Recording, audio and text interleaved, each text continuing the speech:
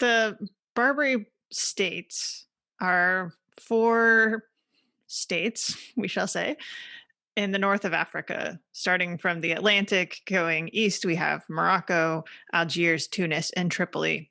And it's important to know from the outset that these are weak states. They don't have a lot of power. Three of them are dependencies of the Ottoman Empire. Morocco is its own independent country, but they are in a system that's dominated by two major European powers, the British and the French. And so when these Barbary states want to be involved in trade in the Mediterranean, or they need money because North Africa is not particularly fertile ground, so they need some other way to get food, get supplies, to maintain their society.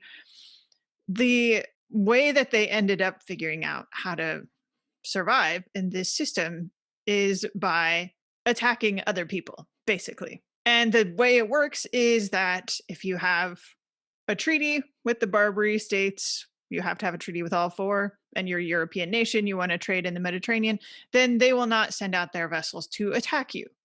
But if you don't have a treaty, then they will attack you.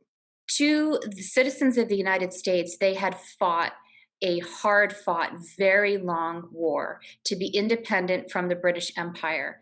And much of the philosophy behind justifying the break with the empire was so that they could trade freely. It was rather baffling when they attempted to trade with countries they had traded with under the empire, and these countries would take their ships and their crew.